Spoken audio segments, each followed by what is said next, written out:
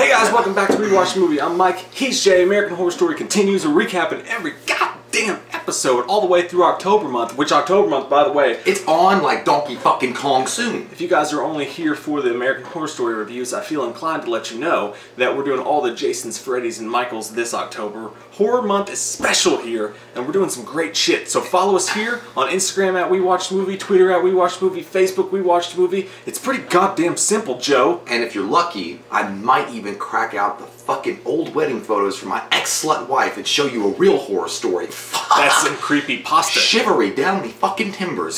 So guess what, guys? American Horror Story episode 4 kicked off. And guess what? The best one this season. No, it was just focusing on Evan Peters' relationship building materials. He basically was Shia LaBeouf, just do it! Yesterday, you said tomorrow, just do it. Like he was Shia LaBeouf running around recruiting his friends and people and creating his cult. And this is where you finally understand American Horror Story cult.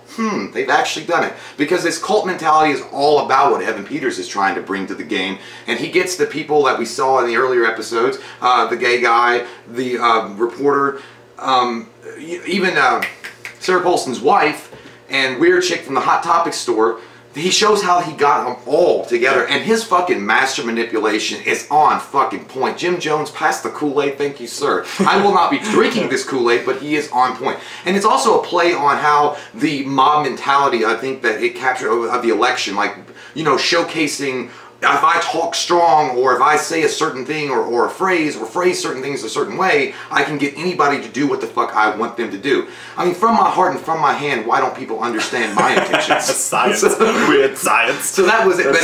But Evan Peters was a goddamn Emmy Award winner nominee in this. Like, yeah, he was fucking good. He was amazing, dude. And it's weird because in this episode, for the first time, like, I know everybody was worried, like, too much politics. I just want my American Horror Story. It's my money and I need it now, J.G. Wentworth. You piece of shit. That was my Movantic moment. But no, honestly, watching this for the first time, I actually got this sense of, like, fear about the election type shit. Yeah. Like, because they tied it in so well with what Evan Peters is doing, trying to spread fear and stuff like that with the Trump movement and all this stuff like that. And it actually, it felt really present day. And it actually, I started to get like the creepy feel that they've been trying to instill in us to this episode about how like fucked up the world is right now and how crazy people are going to be. And case in point, one scene that, you know, I'm going to be, I don't like to be this way, but I was actually watching the scene and I thought I wouldn't have done that.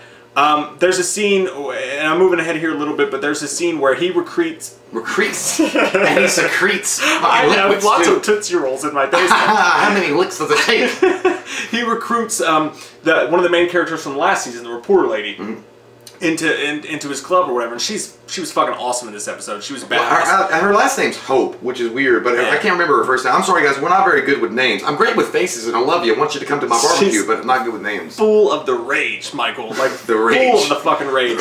And you get it. Like I get it. I get why she fucking hates everybody. Like I feel like that sometimes at work when they hire a bunch of new people and they're assholes. But in the scene where basically what happens is he tries to recruit her. She's so angry at the world that she doesn't believe in this white dude with blue hair.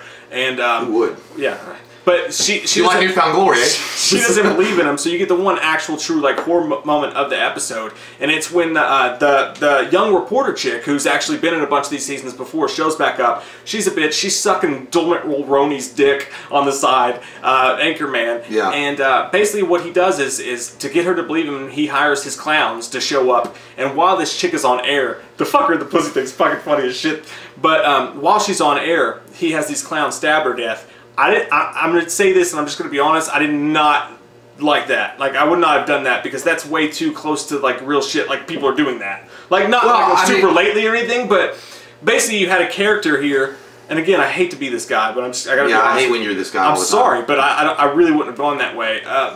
You love to go that way. You love the cock. But it's just the truth, like, literally this has happened before, and you create this character who's an asshole who you want to see her die because she's such a bitch and she's so fucking mean, and they create this moment of like, oh, it's a good thing almost, like that these clowns come in and they stab her to death on air, when just like months ago, like that actually happened. One of these people went and they shot someone live on air.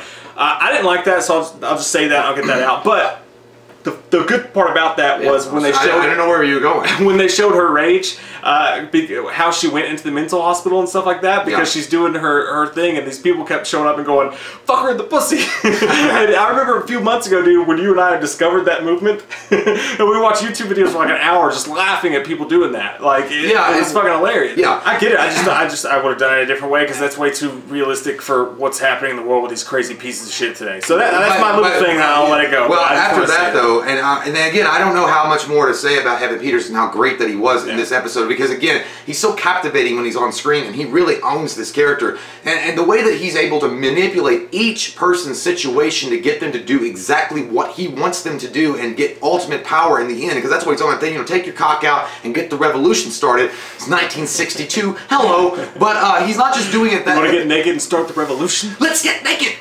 Take your fucking pants off. But he's not just doing that. He's also showing that he can do it to people on the opposite side of the fence. I mean, it was easy for him maybe to go after some of the Trump supporters because he himself is a Trump supporter. So he goes after, you know, one-armed Captain Jack over there that fucking saws his own arm off. He manipulates that situation because he really wants to fucking vote. He also goes after another conservative, which he is sort of conservative, the gay guy at the gym, because that was easy. You know, he worked for an asshole boss that was like, you know, no pain, no gain fucking prick, and tell him to go clean up aisle 4 where the guy's jizz just because he's gay. And he's like, you don't have to take that shit. I wonder if it's a real thing. Like, dude, like, I don't go to a gym that has a spa.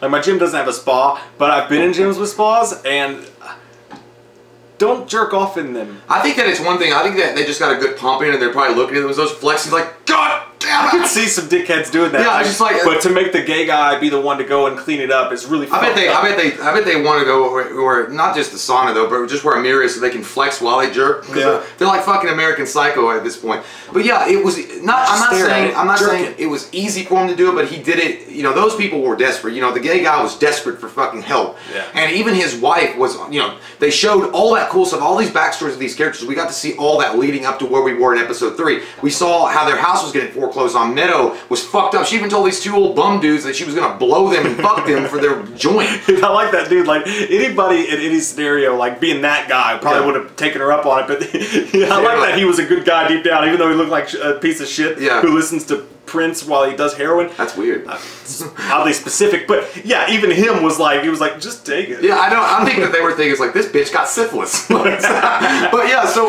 make up for it with enthusiasm. But that's exactly. It's like, okay, she's got HIV, not syphilis. But so when and it's funny because that scene was funny to me when after Evan Peters.